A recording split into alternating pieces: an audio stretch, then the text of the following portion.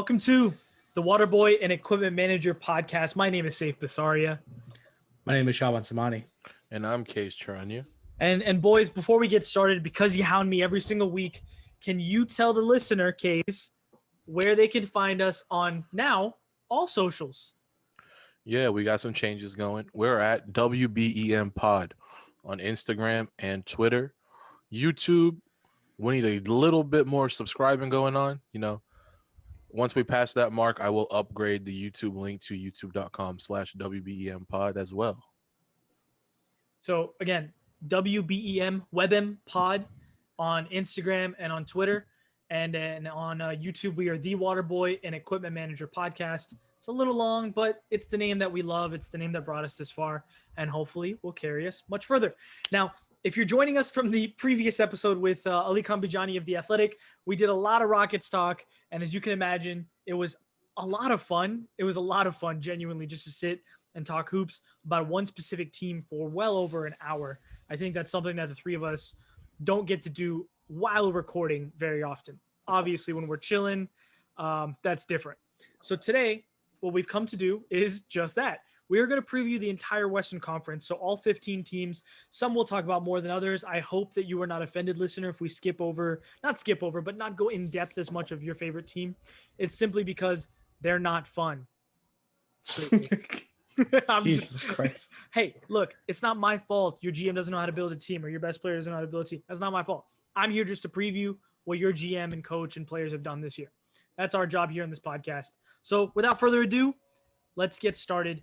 The way that, Kaiz made the doc, as he usually does, and the way he decided to list all the teams was based on their over-unders expected from Vegas this season, which is probably the best way to go about it. We can talk about good teams, bad teams. Before y'all want to go to the big part, do we want to do another Players Anonymous?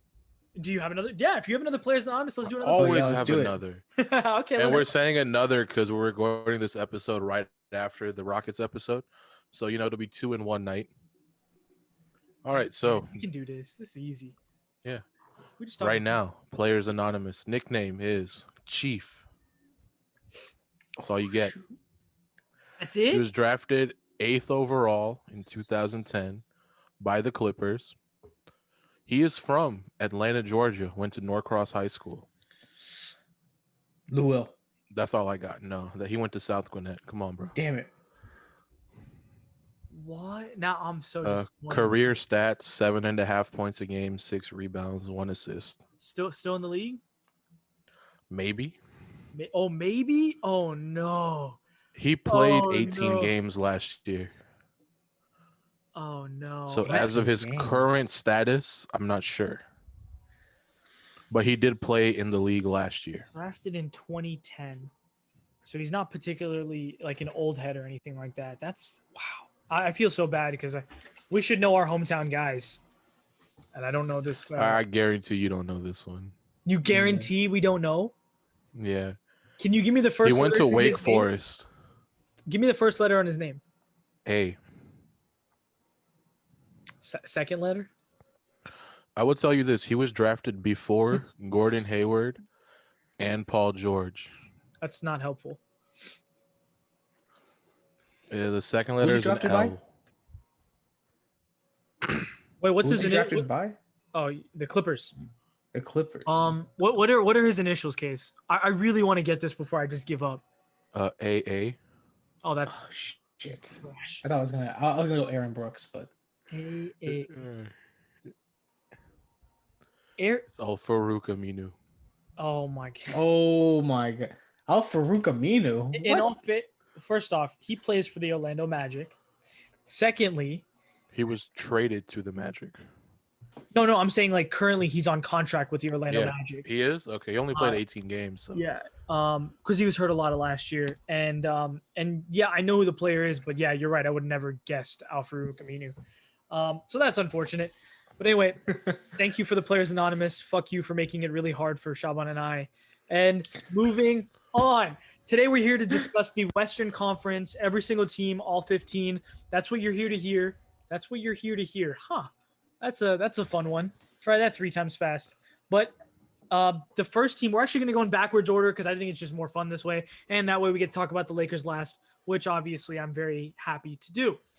The first Of team course on the you are. list is the Oklahoma City Thunder, the team with 17 draft picks, none of which happen to be playing this year.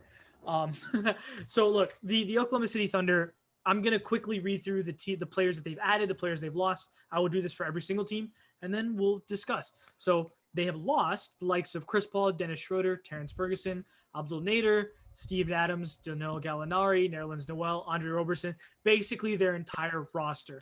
They have, however, added Al Horford, who may or may not be there, long term. Ty Jerome, Jalen Lacroix, Trevor LaQ. Lacroix. That was just Lek. It's LaQ.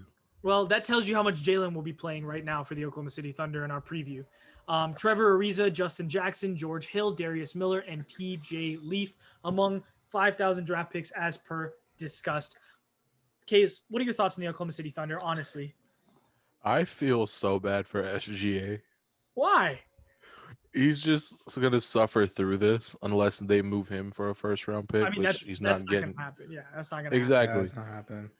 But he was good last year, and he might be good this year too. But it'll be on a very bad team who we don't expect to win a lot of games. And in all fairness, they're not trying to win a lot of games. Oh, They've no. it's not as though we're talking about a team and we're going to be sad for. No, they fully anticipate losing as many games as possible. This draft class upcoming is one that is significantly, or supposedly, significantly better than the one that we just finished with, and has a lot of superstar, if not at least star potential guys off rip. There's at least 3 that we'll discuss when we get closer to draft preview stuff many months from now. The Oklahoma City Thunder would like to throw their hat in the ring for at least one of them, I would assume, if not multiple. Shai Gilgeous is the only thing on this team that will be fun to watch. Lou Dort is a fantastic defense player, but offensively, besides the 30-point, ball busting thing he did against the Rockets in, I believe, game 6 or 7. But besides that, this is not a basketball team that many will want to watch. There aren't many things that are worth watching besides Shai Gilgeous-Alexander, Darius Baisley, and Lou Dort, and that's probably it. Shaban, what are your thoughts on the Oklahoma City Thunder? I see where they're going with it. Down, like George Hill is down. Yeah, they're definitely going down. Like, Fair. But it's funny how George Hill and Trevor Ariza are the veteran presences of this team. Why is that funny? They're good players. They're respectable. Well, they're good players. It's just that you would assume that George Hill, Al Horford. Oh yeah, and Al Horford too.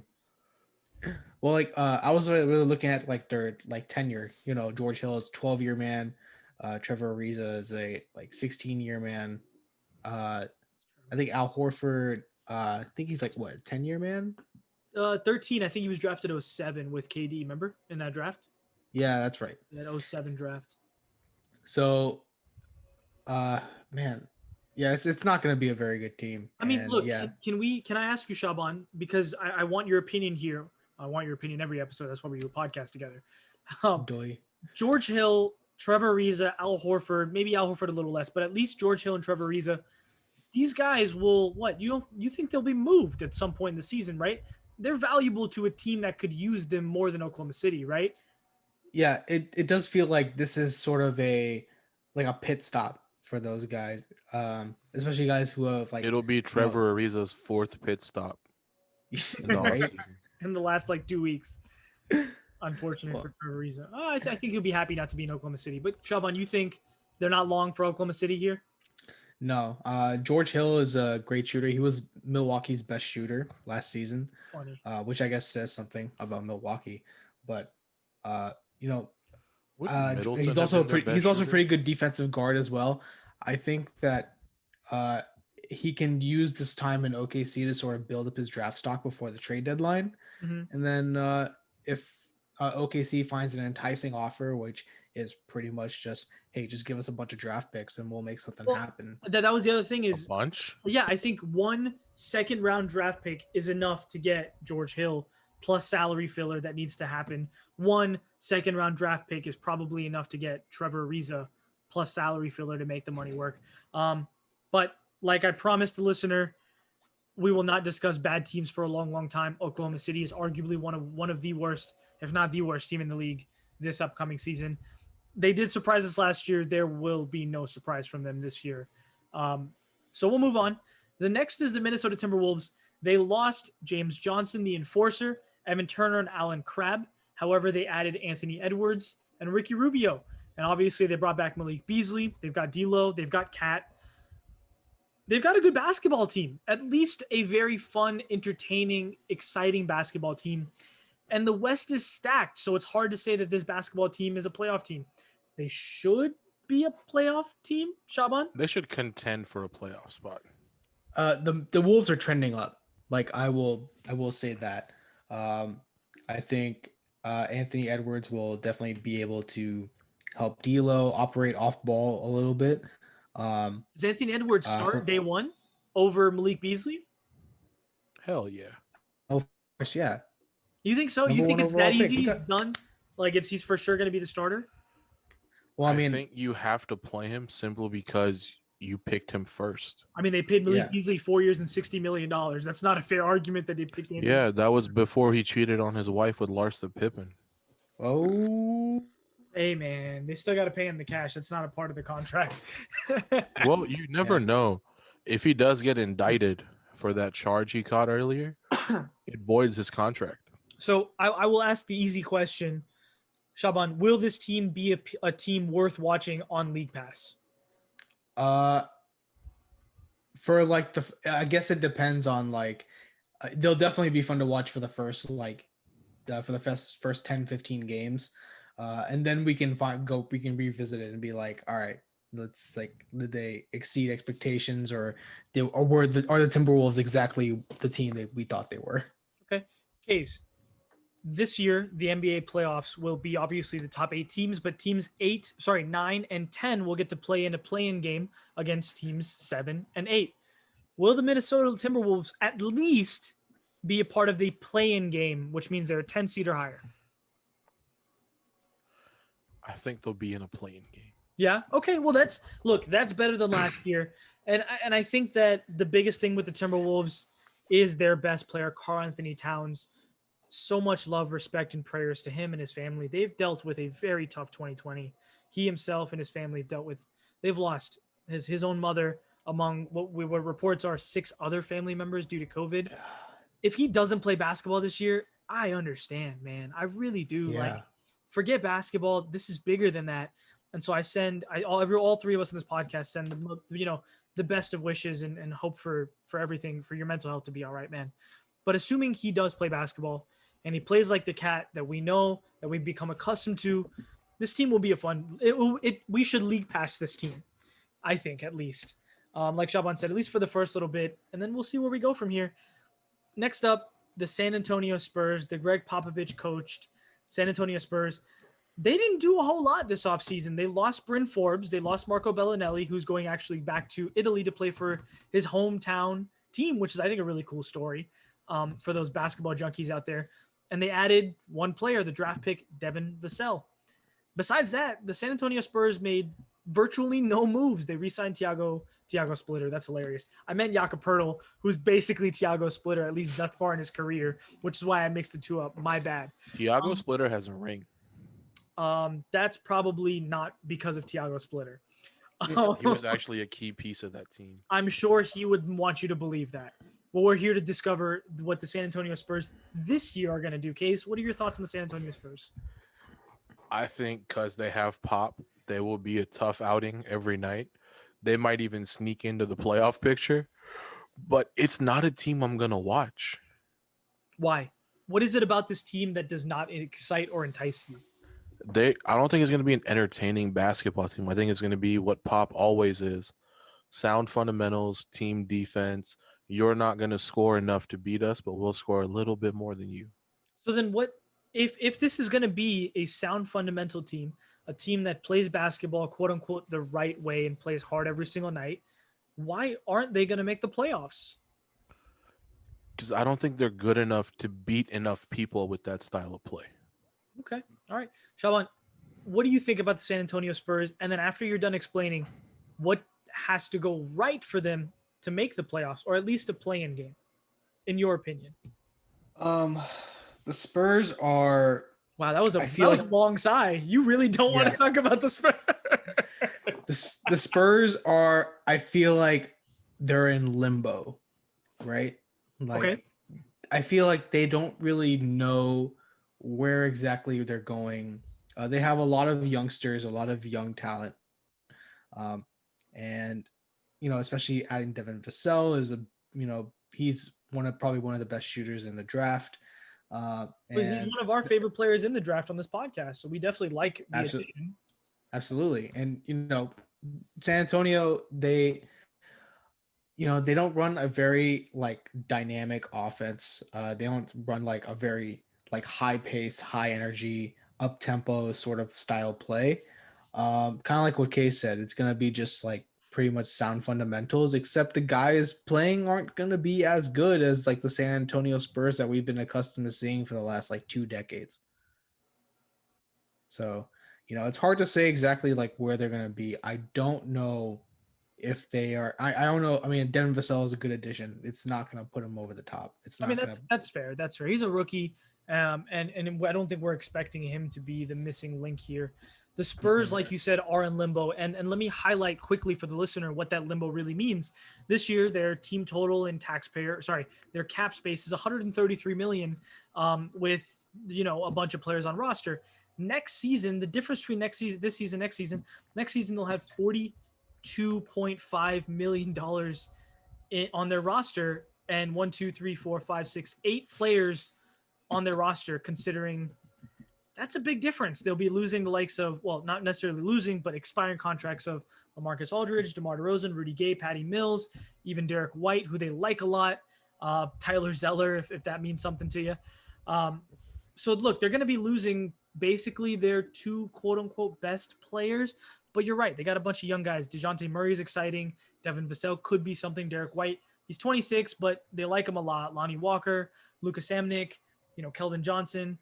The only thing that concerns me about the Spurs future is, one, can we even talk about this Spurs future with Greg Popovich being the coach? That's kind of tough to do. And secondly, if there is a future in San Antonio, do they have a player right now that we can consider a cornerstone, or even the second best player on a championship contending team, or even at this point a playoff contending team? And I think that's really tough to say. Honestly, at this moment. I don't think it's outside the realm of possibility that they'll trade DeMar DeRozan and LaMarcus Aldridge midseason. I mean, those guys have been on the block for the better part of 18 months. Those guys have been gettable forever, and nobody, at least from what our understanding is from the media's perspective, there's not been many phone calls being called to San Antonio to go get DeMar DeRozan or LaMarcus Aldridge, right? So what makes you believe, Shaban, here that would change? Have you seen anything that would make you change that opinion? That people actually? I feel like, I mean, at least for LaMarcus Aldridge, I feel like, I mean, he's 30, turning 36 this year. But I feel like he turned into a pretty legit center. He's been a power forward for his entire career, but I feel like these last few seasons playing with San Antonio, he's really been able to evolve his game as sort of like a stretch 5. And he doesn't play a style of basketball that really necessitates any like dominance or like physical athleticism. He's more of like a skill finesse kind of guy. He's turned into a great shooter in San Antonio this past season. Speculate. Who could potentially pick up the phone and use a guy like LaMarcus Aldridge on an expiring deal? I know I put you on the spot there, but I'm interested. Do you have a team in mind, maybe? I would probably, I would probably wager and say, I'll just say the Knicks. The Knicks could definitely. They love their power forwards. You're gonna send LaMarcus Aldridge to the Knicks? I think Dallas picks up the phone. Disrespect. It's $24 million on his contract with the expiring deal.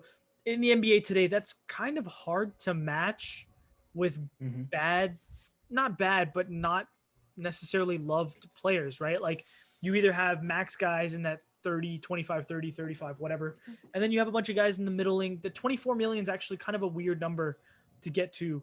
So yeah, I think that he would be really awesome on a team like maybe the Celtics. Off the bench, he could provide a big that can score the ball from many different levels. But they don't have $24 million to go and make that deal happen, at least not to my understanding. So it's not as though that's even worth speculating because it's not likely to happen. But anyway, the Spurs, Shaban, is there a more than 50% chance that they will be in a play-in game, so 10 seed or higher, the San Antonio Spurs this season? A more than 50% chance. I'm willing to wager that they don't make the play-in. Okay. All right. Well, that's kind of what the listeners are here to know. I'm sorry, Spurs fans. You guys are some of the loyalists in the NBA, but you've had a good 20 years. Sometimes it's okay to suck. This is that time. Laker fans, we went through it too.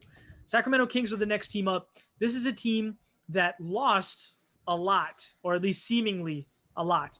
They lost Harry Giles to the Portland Trailblazers. They lost Bazemore, Bogdan Bogdanovic, Corey Brewer, Yogi Ferrell, Alex Len. Obviously, the most notable of that is Bogdanovic. Kaiz wrote in the notes, "Ha." That's all he wrote. It was hilarious. I got a kick out of it. But they did add a guy that we liked a lot and should have gone earlier in the draft, Tyrese Halliburton. And they added Hassan Whiteside. Who should have gone to the Hawks? Well, let's not beat around the bush. We're talking about Tyrese Halliburton here, not Hassan Whiteside. Yeah. Halliburton. No, fuck Hassan Whiteside. I'm talking about Halliburton. But we're talking about the Kings, so let's do our best to stay here. Tyrese Halliburton, Hassan Whiteside are their additions. This is a weird team, is probably the nicest way I can say. They did not get better this offseason, and they were not that great last season. This team will hinge on just a few factors. Can Marvin Bagley actually stay healthy for the first time in his entire NBA career, his 3-year NBA career, so it's not super long? Can Buddy Hield become the guy that isn't unhappy anymore because, well, they sent out Bogdanovic. He's not there anymore. He's probably going to start again, Buddy Hield is. And can De'Aaron Fox actually, become a point guard in the upper echelon of that? He's already a really awesome point guard. We've discussed point guards in the past. The three of us have. We all like De'Aaron Fox very much on this podcast, but we all agree he is not an elite point guard. Can he become an all-star caliber point guard? Again, the all-star game is hard to make when you're a guard, but can he be an all-star caliber point guard? Kaiz, what do you especially in the West? Well, that's exactly the point here. Kaiz, what are your thoughts on the Kings, De'Aaron Fox, Bagley, so on and so forth? All right. Well, number one, congratulations to De'Aaron Fox for securing the bag. Facts. Yeah. Big facts. Big bag. Mm-hmm. And I like Halliburton. Bag. I like Halliburton. I think him and De'Aaron Fox will play well together side by side, or even staggered if that's what they choose to do. But this team was not great last year, and their additions don't make me think they'll be getting better, but I don't think they got worse. You don't think they got worse? Why don't you think they got worse? By much. They lost Bogdanovic. Who's replacing that? No idea. Buddy Hield, probably. Well, Buddy Hield was there last year. But Buddy Hield wasn't happy last year. Buddy Hield was still pretty good last year. He's one of the best three-point shooters in the league last year. But he's always been that. He might actually up his game and become more than just a shooter. I like Buddy Hield at 27 years old. I don't know how much upping of his game he will be doing. But I like the optimism. Look, the Kings are a fun basketball team. If nothing else, they will be league pass worthy. Not necessarily national TV worthy, but they'll definitely be a league pass team. My opinions are based solely on my love for De'Aaron Fox. And that's probably fair because he's one of the more likable, I guess not stars, but up-and-coming players in the league, right? Shaban, what are your thoughts on the Kings here? Do you like them as a basketball team? Will they be a part of the play-in? Is the big question. Well, first of all, congrats to De'Aaron Fox. Also, I think the addition of Hassan Whiteside, he did pretty well. Like, let's call it what it is. He did pretty well in Portland. Before Nurkic came back, and he got he did like, for someone who wasn't supposed to be there for very long, he did his job, right? He did what they brought him in for. He got a lot of rebounds, yes. Yeah, and now he's probably going to do the same thing in Sacramento because Marvin Bagley is not going to play more than like a third of the season. Ouch. Hey, I mean, it's not me, dude. I'm just saying. I didn't say you're wrong. I just said ouch. The same sound apparently Marvin Bagley says that a lot. Yeah. So you get my point, right? Shaban, so they brought in Hassan Whiteside, and you seem to at least be willing to give Hassan Whiteside credit for what he is. Do you think he'll start and be better for the team than Rashawn Holmes was last year? Yeah. I think he's probably would get the nod over Rashawn Holmes. Ouch. I like Rashawn Holmes. That sucks. I mean, I Rashawn like him. Holmes violated the bubble for some wings. You know, I If you mean, wanna hey, talk if about those wings violations were of good. bubble- if you want to talk about violations of bubble, we can do that later. But right now, we will Look, not take Rashawn Holmes. Slander. One went to a great wing spot. One ordered Uber Eats. Okay. Yeah. I don't know where that was going. But Shaban, playing Sacramento Kings. What do you think? Sacramento Kings, I think it's possible that they could make the play-in. But they really gotta they really have to make their style of play a little bit more multi-dimensional. You know, they can't My friend, decided to sit on the fence, as they say. It's possible. Sure, it's possible. Is there above, in your opinion, a 50% chance that they will be a 10 seed or higher in the NBA season this year? 10 seed or If you higher. say it's possible, I'm leaving. Yeah, it needs to be above 50% chance. No. Okay, Kaiz. No. Playing? Nah. Okay. I will say that I do believe this team will be a play-in team this season. They'll likely be the 10 seed, and they'll they'll definitely lose the play-in, barring some COVID or injury circumstance or whatever. I like this team. This team, as we have said, probably can't get a whole lot worse when it came to their additions/subtractions. But you know what? Sometimes you do add by subtraction. If a healthy Marvin Bagley were to happen, which is a big if, they can be a better basketball team. If Harrison Barnes continues to be a reliable scorer who can give them 15 points a game, great.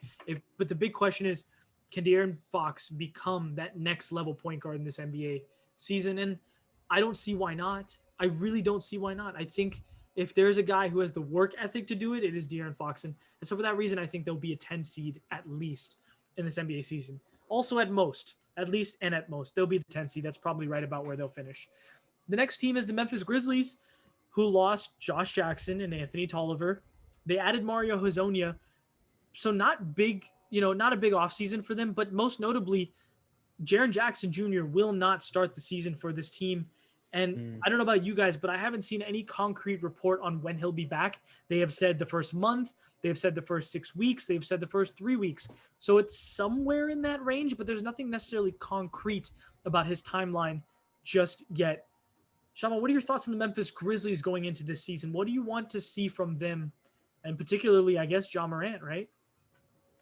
Well, I mean, yeah, I think Ja Morant is going to be monumental in how he responds to in this his sophomore season.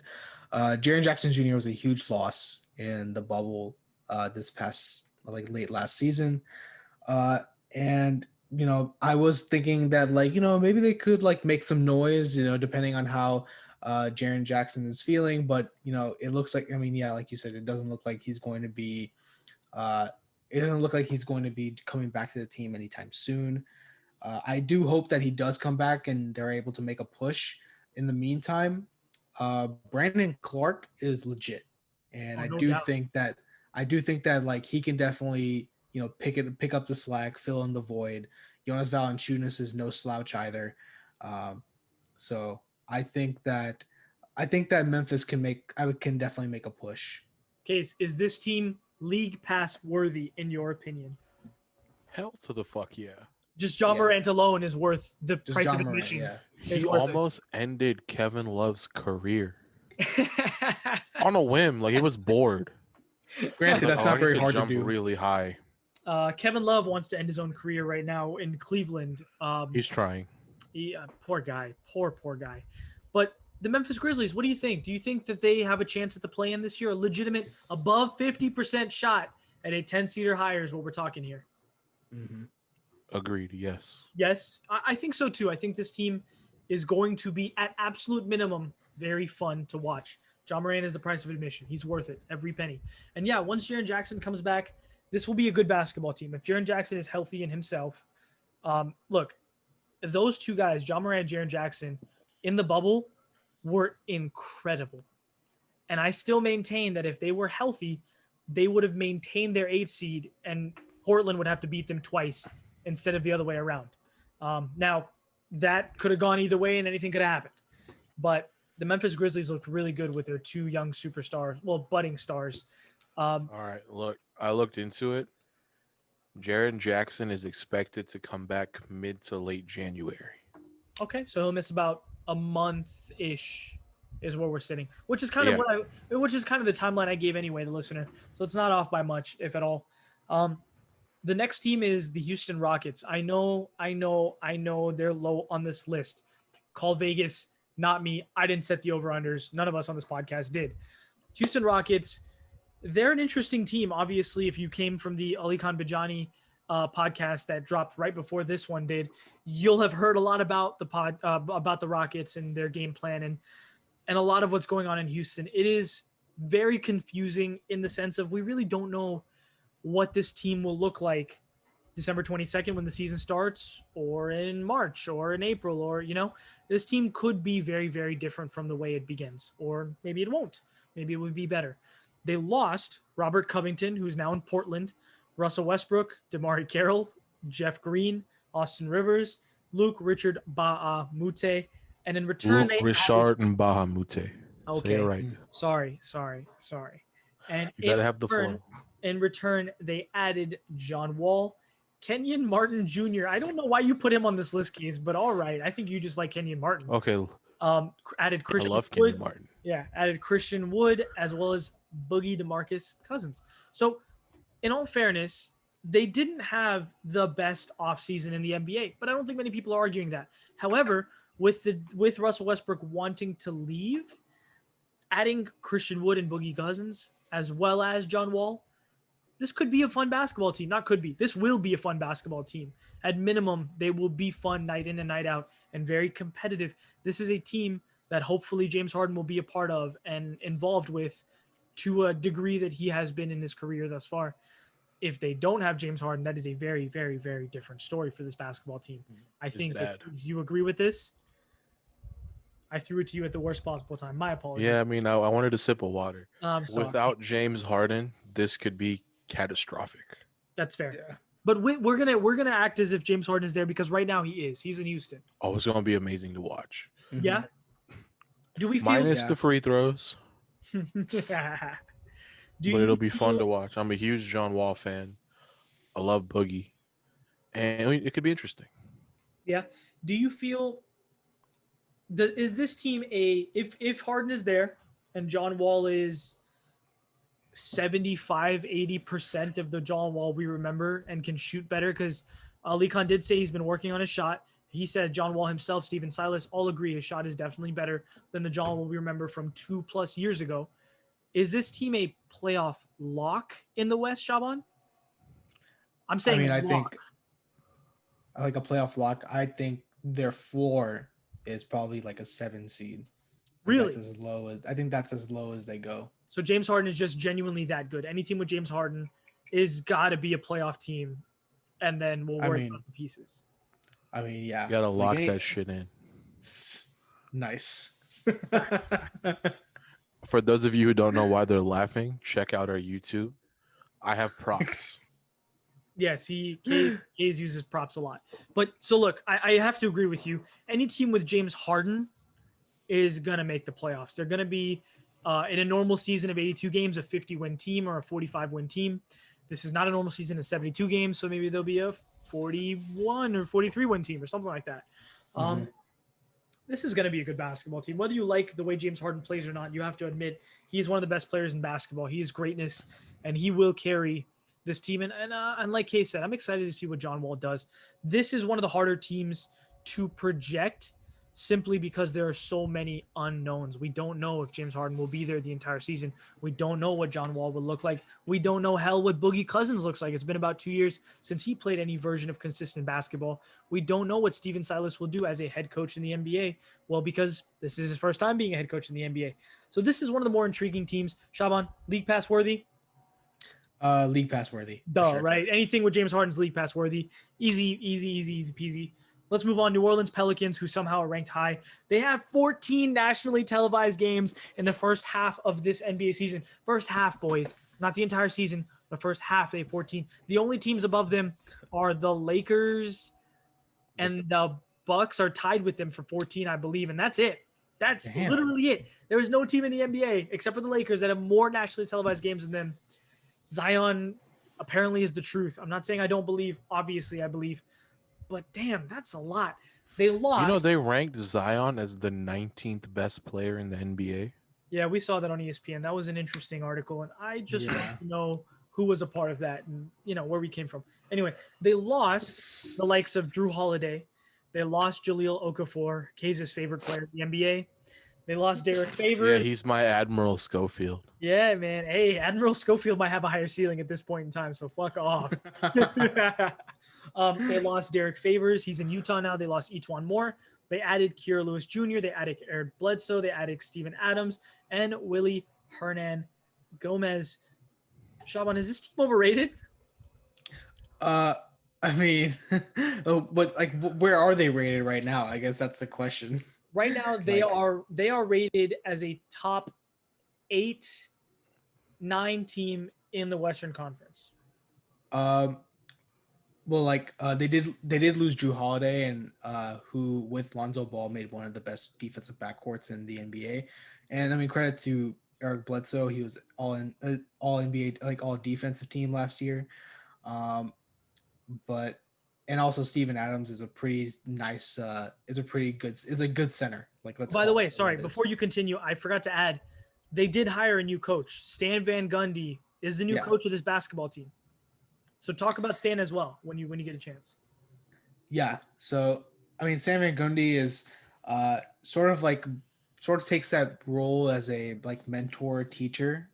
I think that the Pelicans are full of just like young guys, and usually young guys respond well to sort of like a player's coach, but I think Stan Van Gundy can really reach out to these young guys and really make them come together. Well, Stan is beloved by players all across the league, so I think I think everyone but JJ Redick.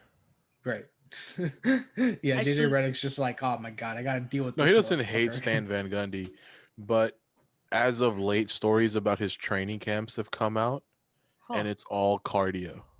I'm sure JJ loves the running. I mean, he does a lot of it on the court, in all fairness. But like, Shaban, what do you think? Is this team a playoff lock in the Western Conference? I don't know if they're a lock, but you know what? I don't know if they're a lock, but I would give them above like a 50% chance of making it.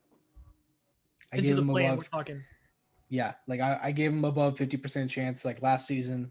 It's only fair if I do it this season. I mean, Brandon Ingram's one of the most like dynamic offensive talents we've seen this past season, and we like all-star Brandon Ingram. Probably could have won Most Improved Player, but he is nonetheless one out of the best offensive talents we've seen in the NBA last season, and I think that Stan Van Gundy is really going to take his game, especially to another level. Yeah, I mean, I find it hard to disagree with you, Kaiz.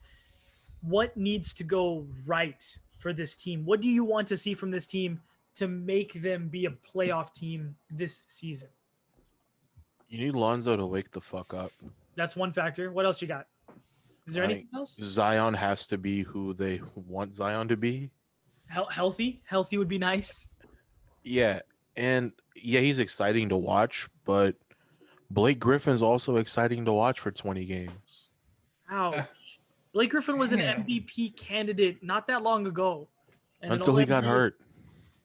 Yeah, you're right. Look, he's got to stay healthy. He's got to get his body in good shape. And by the way, Blake Griffin had really good shape. He just a little bit of bad luck, it seems.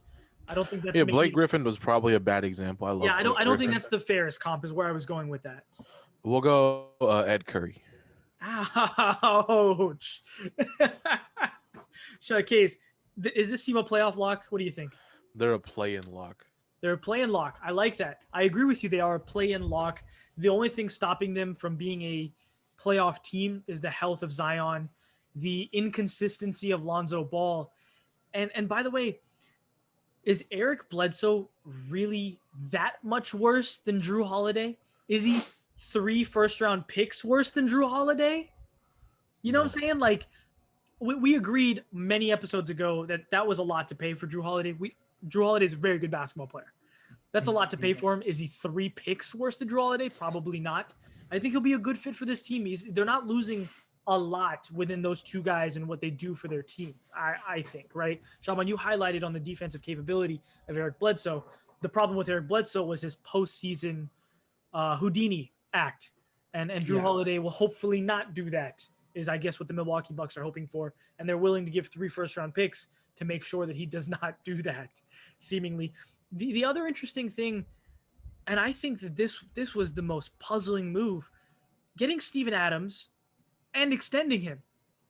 Yeah. Steven Adams doesn't seem, at least in my opinion, as a perfect or near perfect fit next to Zion Williamson. Unless Zion picked up a really awesome 3-point shot in the last few months. Zion is an interior player. He's an interior pounder on offense and on defense. I'm not completely sure. And by the way, his defense numbers are not as good as you think they are. He is actually pretty bad defensively. But look, that could be health, that could be weight, that could be it could be a multitude of things. We only saw him for like 23 games or something. So I'm not going to say this is the guy. I'm not going to say this is the guy he is. I don't think that's very fair. However, Steven Adams does not seem like an ideal fit next to Zion Williamson. Don't you think, Shaban? I mean, it depends on like what are you looking for when you're like trying to I would like what's Zion. a good fit. I would like Zion in the paint on offense and on defense, and I would like Steven Adams, or not Steven Adams, but my big that plays next to him to be able to space the floor even a little bit. Don't you think? Yeah, but like, how does that make him worse than what like Derek Favors or Jackson Hayes? It doesn't. That's what I'm saying. Jackson Hayes potentially is a better, more athletic version of what Derek Favors and Steven Adams are. That's a potential. He's a potential thing. He's not that today. I would have just liked to see them sign a big that could help space the floor and give them a different look on the court, which probably isn't going to happen with Steven Adams. Steven Adams is not a 3-point shooter or anything close to a 3-point shooter. You know? So yeah, with the health of Zion, the health of BI, the health of some of those guys, yeah, they're a play-in lock. I have to agree with you, Kaiz. I have to agree with you, Shaban. But they are not a playoff lock in my estimation. Now let's move on to the Golden State Warriors. They lost Dragan Bender, but really they lost Klay Thompson for the year. Can we leave him out of this? To an Achilles injury. That's the big one that they lost, which sucks a lot. For Klay is probably one of the most, if not the most universally loved, liked basketball player in the league. I've never heard a bad thing about Klay Thompson. Honestly, if someone said a bad thing about Klay Thompson, I'd probably be like, we can't be friends anymore. I'd fight him. I'd be like, we can't be friends anymore because how do you not like Klay? What is not to like? Klay Thompson is one of the best teammates you can ever have. And he'll be the first guy to stick up for you, but at the same time, he's a consummate professional. He'll never go to the media. And he's an elite basketball player. And he won't be playing basketball for the Golden State Warriors this year, which really, really, really sucks. And look, let's be honest. Prayers out to Klay. We hope that you're back soon. We hope that you're I love you, bro. Take my Achilles if you need it. Moving on to that being said. Yeah, moving on to the additions of the Golden State Warriors. They added number 2 pick James Wiseman, Nico Mannion, Kelly Oubre, who's, by the way, newly engaged. Congratulations to you, Kelly. Brad Wanamaker, and Kent Bazemore. And let's not forget, they added Andrew Wiggins towards the trade deadline last year from the Minnesota Timberwolves. This team looks to be starting the likes of Steph Curry, Wiggs, Oubre, Draymond Green, and then probably James Wiseman or Kevon Looney, depending on who's the starter day one. I assume over time that will become James Wiseman. Might not be day one. So, look, let's be honest. This team at face value, Steph Curry is a generational talent. He is the greatest shooter in NBA history, or damn close if you disagree with that statement. I don't know how you would, but if you do, he's damn close. Just that alone should be enough for this team to be a very good basketball team, the same way James Harden on the Rockets. This starting 5 is a really good, potentially good starting 5, right? Mm-hmm. Are we wrong about that? Look, I'm gonna just go and said playoff lock. Yeah, I'd say they're like. Oh, Kaiz. Interesting. Okay, I wasn't gonna They're go that far. they're a 5-6 seed easy. Wow. Okay. Yeah. I wasn't gonna go there personally. I don't necessarily think that they're a lock for the playoffs. Kaiz and then Shaban, obviously, after. Why are they a playoff lock? Lock, we're talking. So what I wanted from Steph Curry last year is what we're going to get this year. I agree with Steph Curry is going to come out and drop 30 plus points a game. He's going to be shooting from everywhere. Draymond is going to be back. That I'll take a water bet, a slap bet, whatever you want. Ooh. Draymond will be a fantastic player this year. Okay. Yeah.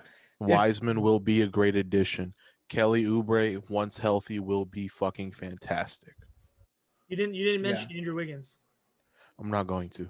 That's why I No, asked. I Shaban, mean, like in the games that Andrew Wiggins has played for the Warriors, he has played pretty well. He's scored the ball pretty efficiently, which is pretty much what they brought him on to do. They didn't really bring him on to be like any defensive stalwart.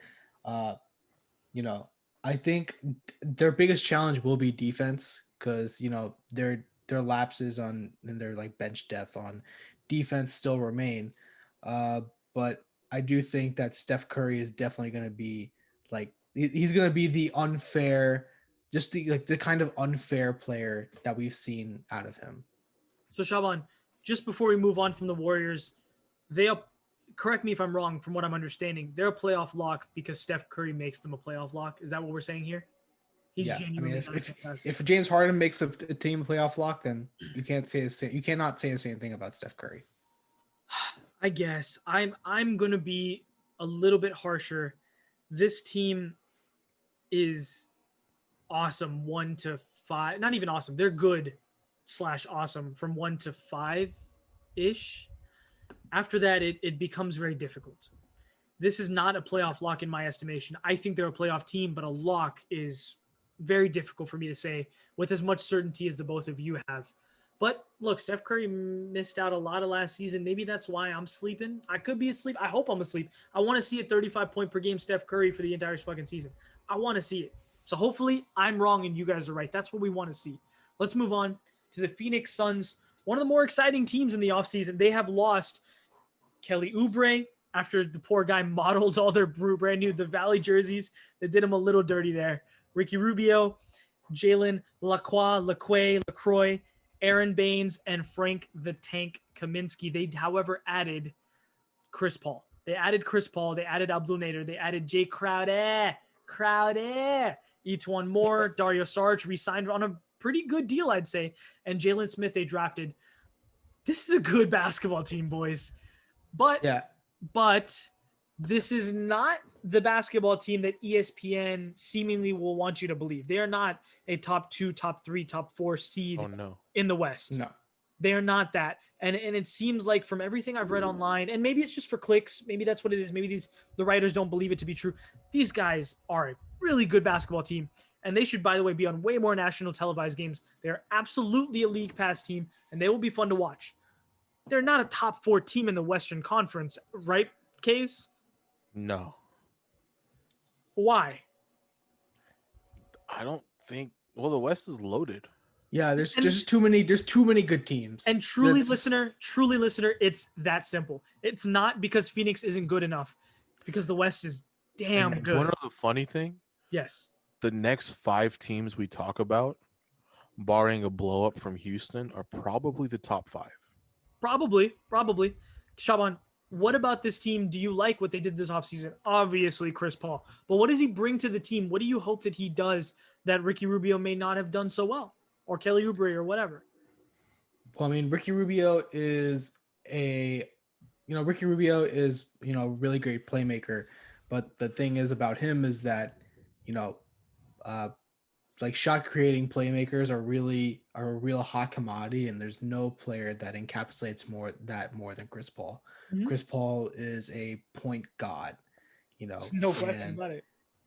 And he pairing him with Devin Booker and also DeAndre Ayton, which I mean, yeah, sure, they did draft him over Luka. I'm not gonna but that's not that doesn't mean.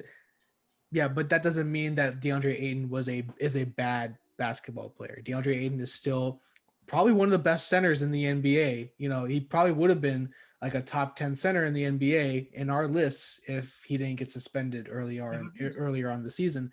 Yeah. And I think that, you know, especially how he played, and especially how Devin Booker played in the bubble where they went undefeated, and then now you're adding Chris Paul, now you're adding Jay Crowder, now you keep Dario Saric, and guess who else is in there? Even though you lost Kelly Oubre, you know who else was in there? Like it's your next guy up who stepped up when Kelly Oubre got injured. It's your guy Cam Johnson. Cam Johnson And Bridges really proved himself in the bubble especially. And you know, this is going to be a squad this is going to be a league pass squad. Easy. So Shaban, simple question. Playoff lock? I would say, yeah, playoff lock. Kaiz, playoff lock? There's too much talent. No. See, and that's where I'm at, Kaiz. It's right there, but it's hard to say lock, like lock. Look, don't get me wrong. I want to say yes. I want to too. I just don't believe it yet. And you know what? When we revisit this, and you and I, the three of us, talk on this podcast on the first week of January, we might change our minds. It might only take 5, 6, 7 games for us to be like, you know what, this is a playoff lock, or maybe we'll go, you know what, this is actually worse than we thought. The latter, I don't think this will be worse than we thought. I think this team is going to be a very good basketball team. Before we move on, I have one question, and then we'll move. Shaban, last year Devin Booker averaged 26.6 points per game, over under 27.5 points per game this season with Chris Paul on the team. I'm gonna say under.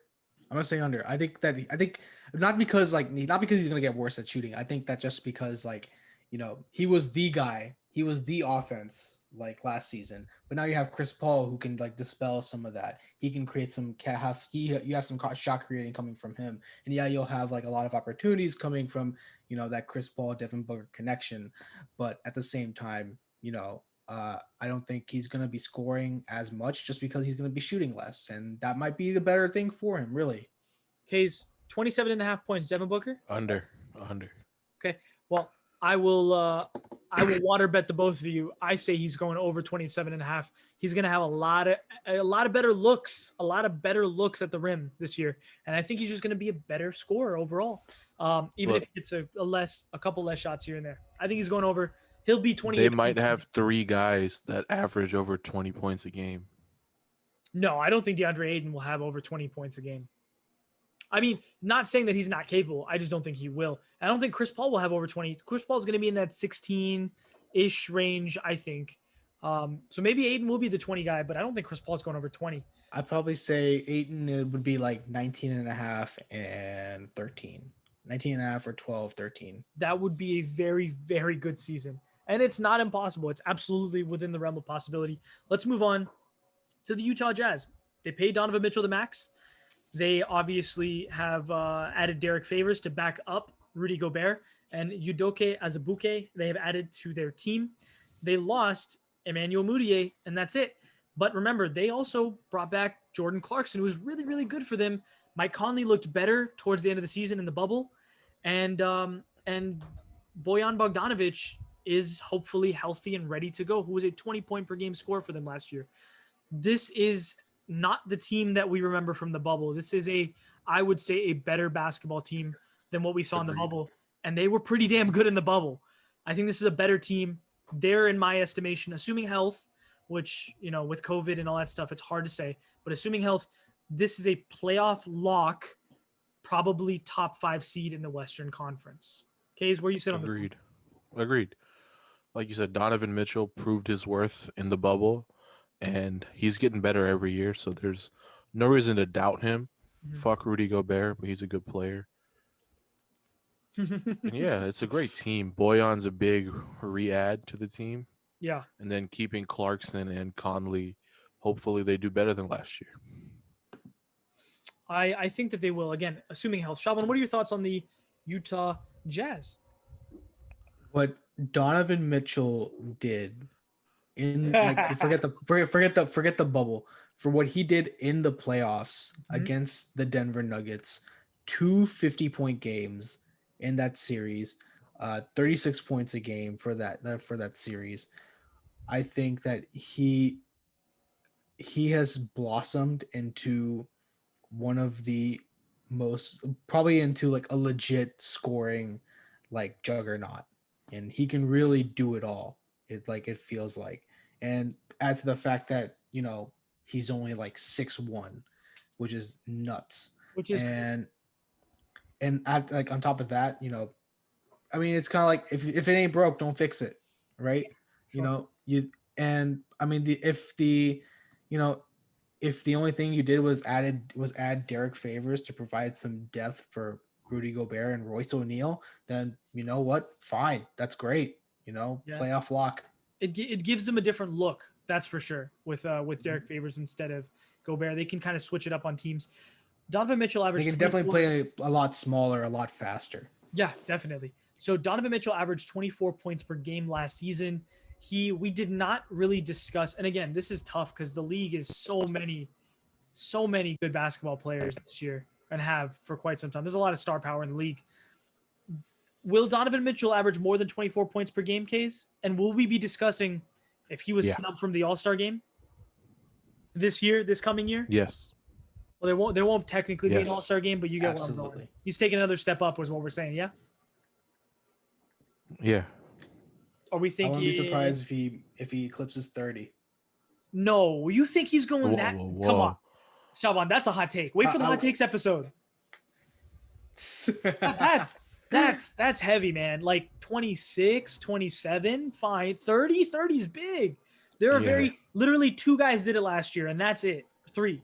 Trae Young did it, right? Trae Young did it. No, well, it was Bradley Beal, James Harden. Bradley Beal, James Harden, but Trae Young was damn close. Yeah, he was like right there. I think he was like right at 28, 29. Yeah, I mean, look, 30 is hard to do. If Donovan Mitchell does it, that only proves the three of us already agreeing that this is a playoff lock in the West. And yes, a league pass worthy team. The Portland Trailblazers are the next team that we have to talk about. This is a team that I have heard on ESPN, on Yahoo, on Bleacher Report, on The Athletic as well. This is the team that everybody has talked about having won the offseason, not named the Los Angeles Lakers. They had a very, very good offseason. I think it's a little overrated, but it's a good offseason. Here's what I'm saying. They lost Hassan Whiteside. Okay. They lost Jalen Adams. Cool. They added Robert Covington, who's a really good fit for them. They added Enes Kanter, who was really good for them a couple years ago. Derek Jones Jr., and they kept Rodney Hood. And most importantly, let's be honest, Yusuf Nurkic is healthy again. And he proved it to us in the bubble in the playoffs last year, or this past 3 months ago, whatever. This is a good basketball team. This is a playoff lock, assuming health, without a question. Did you say they re-signed Melo yet? Sorry, yes. They also re-signed Carmelo Anthony. This is a playoff lock. Is there much? Look, this team didn't change a whole lot in the sense of what we know they're from. Adding Robert Covington is huge for them. Yeah. Huge. It gives them a better defensive ability on the court to now, you know what? Robert Covington, nobody is stopping LeBron James. We know this to be true. Robert Covington is at least someone I can throw and say, Carmelo Anthony is not guarding. Gary Trent doesn't have to guard LeBron James. Robert Covington is a more respectable defender, especially a team defender. He's good at. So Robert Covington is by far the biggest addition. Shaban, you have something here? And, if there's one thing that we did learn from Houston's micro ball experiment, it's that you can easily slot in Robert Covington into a small ball set, have him run it at center, and he'll play and he'll be able to get buckets for you, and he'll also be able to defend at a high level on the other end. I think it's a huge addition for Portland. And, even as it is, last season, if Nurkic was healthy, Portland would be a 4 seed. They probably would have been like a 4 or 5 seed. I'm not going to go. It's definitely worth debating. You're absolutely right. They would definitely be a playoff team if Nurkic was healthy. 4 or 5 seed is tough just because the West is so damn good. But that's basically what we're saying. That by saying they're a playoff lock, we're saying they're a top probably 5, 6 seed in the West this year as well. Kaiz, what are your thoughts on the Portland Trailblazers? They're going to be fucking fun to watch, dude. Yeah, they are. Dame time? Always. Is this a playoff lock? Yeah, definitely. Is this a league pass team? Definitely. See, these questions get boring once we get to the better teams These are obvious answers. Yes, they are. Look, They're a good you basketball. throw in Dame time, mix in some Mellow Mania, and that's all you could ask for. Well, that's all Kaiz needs to have a good time. Let's be honest. Melo and Dame is all Kaiz needs. Now, the one thing I want to discuss with the Portland Trailblazers is what can they do to become a legit contender in the Western, or really for the NBA championship? Because we know they're a playoff team. They're a good team. Damian Lillard's one of the better players in the NBA. He's top 10, top 11 guy in the league, right? Why are they not talked about as a legit contender for the NBA championship? And what can change hopefully between now and, March, April, May, June to make that happen? Shaban, what are your thoughts on this? That's a great question. Why is Portland never in those conversations? What are they missing?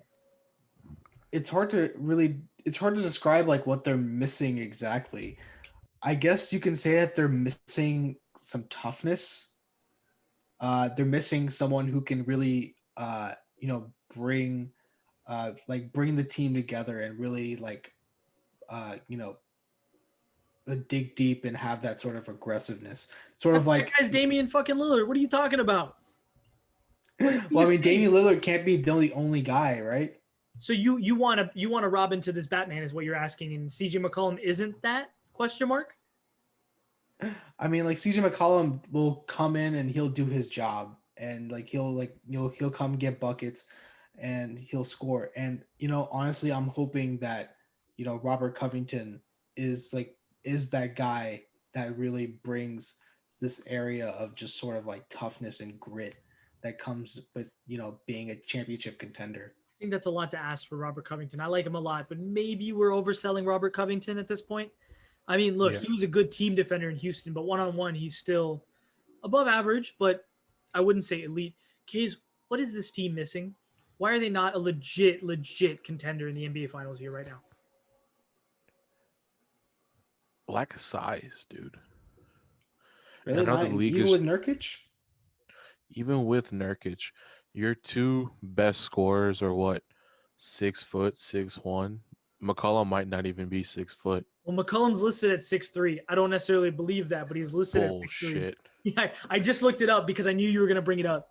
6'3" is what he is listed at. I will not say if I don't know if I believe that completely. He might have some heels on or some shit. But I think that front court is a little too small, and that's why you see Damian extending his range.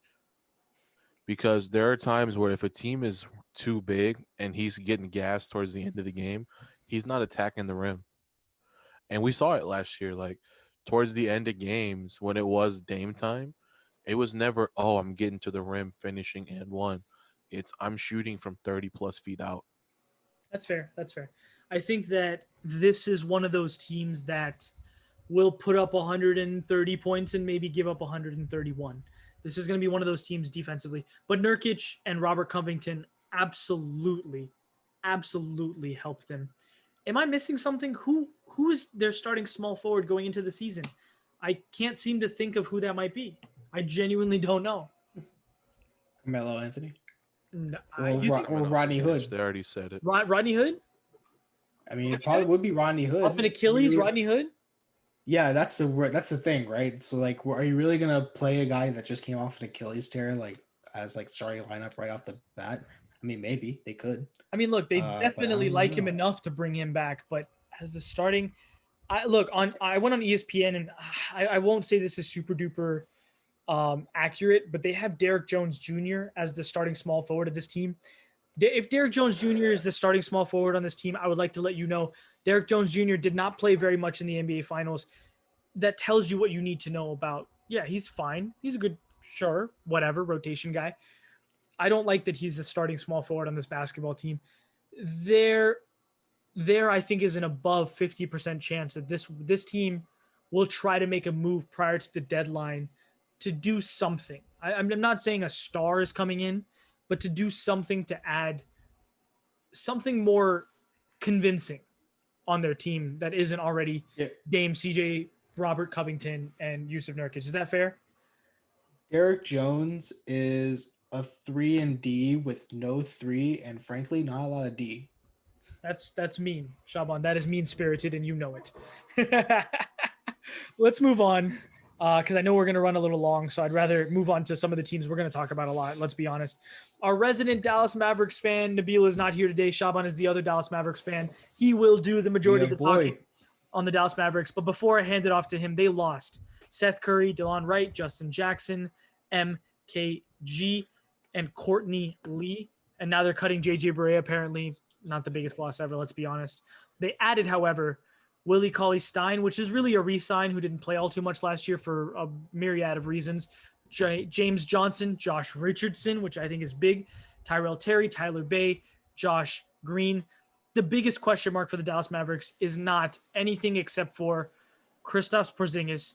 When is he coming back? How good will he be? And how long will he be back for? That is the question mark of the Dallas Mavericks. Kaiz, I'm going to give it to you, and then Shaban, you can go on your little soliloquy about the Mavs. Please don't make it too long, though. Look, Luka's fantastic. He is going to make this team very good, very fun to watch. I will lock them in for the playoffs. And considering Kristaps' health, I'll lock them in top 5. I think before Shaban, you go, that is what I struggle with, Kristaps' health. That's the biggest question mark. That's why I brought it up. That's what I'm saying. That's why you have to consider Kristaps' health. I will. Even without him, playoff lock. Yeah, I will make them a playoff lock. I agree with you there. A top 5 lock is very difficult for me. Kristaps has proven. It's hard without Kristaps. Kristaps has proven his health is a question mark throughout his career at this point. Shaban, talk to us about the Mavericks. How do you feel going into the season? What do you expect from them? I am cautiously optimistic. I think you guys kind of nailed it on the head with Kristaps. He is back on the court. He is shooting jumpers. I don't expect him to be actually, be on the floor until like mid-January, maybe even early February. But that remains to be seen. We'll cross that bridge when we get to it. But as far as the other moves, I love Seth Curry. But trading him for Josh Richardson, I think that was a great move. I think it was a huge upgrade. Yeah, I think it was. Josh Richardson he's not a bad shooter, and also he's better on defense. And I think that's something that Dallas has really needed. Absolutely. And also, and we also got in return, we also got a first round pick from Philly who turned out to be Tyler Bay, and Tyler Bay is a lanky 3-and-D wing. He's 6'7" with a 7'1" wingspan. He shot 41% from 3. He was a Pac-12 Defensive Player of the Year. He's a guy that can guard 1 through 4. He's also not going to play that much this season. Stop talking to me about Tyler Bay. Talk to me about the Mavericks. Come on, man. We know we're not here for Tyler Bay. We're here for Luka Doncic. Is he going to win the MVP this year? He is I would say he's definitely a favorite to win MVP this year. I would be shocked if he did not finish top 5, top 3. Winning it is very difficult. But yeah, I mean, look, especially since if this is the Luka show from now until February, he could put up like 35, 11, and 10 for 2.5 months. As long as he's healthy and in shape, which remains to be seen, but definitely healthy, he's going to be really good. And by the way, I want to highlight for the listener, Josh Richardson, I think is an incredible pickup. It is an underrated pickup because the last you remember of Josh Richardson was not super duper exciting. But remember, just 1 year ago in Miami, he was a hot commodity that a few teams really wanted. So he's a good player, and he could do a lot for the Mavs. Kaiz, before we finish up on the Mavs, what do you think? I already spoke. You're good? You're happy with all that? So yeah, I mean, there's not much to talk about. League pass team, Kaiz? League pass team? Definitely. Shaban, league pass team, obviously. I mean, you come on, like you see this, like of course they're a league pass team. Can Luka Doncic average 34 points per game this season? That is a lot. No. Can he do 30? Can he do 30? I'd say he can do 30. I'd give him 30. He did 30 last season. I'm pretty sure he can do 30 this season. Okay. All right. Let's move on to the Denver Nuggets. A very interesting offseason for the Denver Nuggets. They lost Jeremy Grant, Torrey Craig, Mason Plumlee, overpaid, Noah Vonleh, Troy Daniels. However, they re-signed Monte Morris, I believe this morning, if not just yesterday. No, JaMychal Green. Okay. JaMychal Green, RJ Hampton. You want me to take over? Yeah, please. They signed Facundo Campasso of Real Madrid. Somebody by the way, they really like. He's a very undersized point guard. That much I know about him. Yo, this dude is fantastic. Okay, but like, let's hold our horses. We'll see what he's like. This team, in my opinion, did not get better in the offseason. They didn't get. I'm not saying that they got worse by a significant margin. I think that is very hard to say, but they definitely did not get better. Losing out on Jeremy Grant, Torrey Craig, Mason Plumlee, those are guys that played real minutes for this team. Maybe not so much Torrey Craig, but Jeremy Grant, Mason Plumlee played real minutes for this team, and now that's going to be Paul Millsap's job, who's washier than washed at this point. And really, they're banking on Michael Porter Jr. That's really what they're doing here. They're banking on this guy to play more minutes, to play better defense, to play more efficient offense. And this is a playoff lock, definitely. Definitely. This is a top 5 team in the West Conference lock, I think. But I don't think they're a real legit contender. They're not a contender. NBA. Exactly. They're not a real legit contender for the NBA championship, by my estimation. Shaban, where do you stand on the Denver Nuggets going into the season? I feel like the Jeremy Grant loss was pretty big, but the pickup of JaMychal Green made up for it. But it's more of like a lateral move. It's not really an upgrade. But even though like Jeremy Grant played like a lot of minutes for Denver Nuggets, I think it's a slight down step. Jeremy Grant's better than JaMychal Green, right? Come on now. Yeah, definitely. Yeah. Well, I mean, we can argue like who's better at what area, but I don't think the point remains the same. I don't think JaMychal Green is that better than Jeremy Grant, if better at all. Monte Morris was pretty good for Denver in the bubble. He and PJ Dozier played really well. Jamal Murray blossomed into a legit star in the playoffs. So it's so hard to think about where they can go. I don't know if they're a contender. They're definitely a playoff lock, if that means anything. And I'll definitely be watching them on League Pass. But as far as like whether they can make the run for a championship, because we're at that point now, because like all these teams are just like at this point are just like, all right, are they going to win the ring? Are they going to go for the championship? Denver, I don't know if they can. I don't know if they even make the conference finals this year. The beauty of having you on the podcast, Shaban, every single week is I can always rely on the deep cuts like PJ Dozier from you. That's my favorite thing. That is my favorite. Case, Denver Nuggets. Are they going to win the ring this year? Yes to all of them. No, not that. I thought you were asking me your regular slew of questions. Well, yeah. Caught you off guard there. Yeah, so I threw you a little hard one, a hard ball. Talk to me. Denver Nuggets, contender, but why? Pretender. But why? Like, what can they do to become a contender? What are they missing? Honestly, Jamal Murray showed the tenaciousness to win this year. Mm-hmm. I think the rest of the team has to show it. Because I think you'd all agree with me, the playoffs was the Jamal Murray show. Well, Jokic was no slouch, bro. He was still Jokic, baby. Especially against the Clippers. But I still don't think those two own the Clippers. I don't think those two are enough to battle the West. That's fair. So they need a third, and it seems as though the Denver Nuggets are hoping that third is Michael Porter Jr. because it won't be Gary Harris or Will Barton in all likelihood.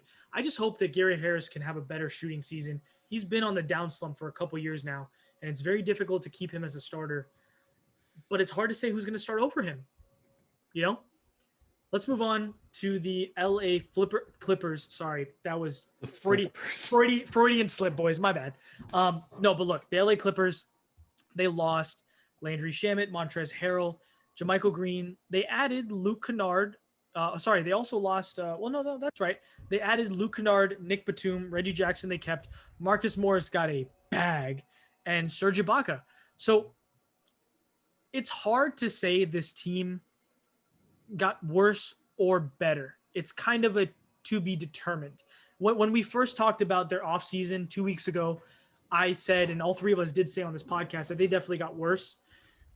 It's to be determined if they got worse because Serge Ibaka is definitely a better fit than Montrezl Harrell was, right? Luke Kennard is probably better than Landry Shamet if he can stay healthy. That's kind of hard to say. Nick Batum, why are we talking about Nick Batum? How is this a discussion point? He couldn't play with the Charlotte Hornets. He's going to play for the fucking LA Clippers, a championship contending team? No. Reggie Jackson is fine. He's fine. He didn't play that much for them in the playoffs for a reason, right? This team is going to take them. They're going to go as far as Paul George and Kawhi Leonard take them.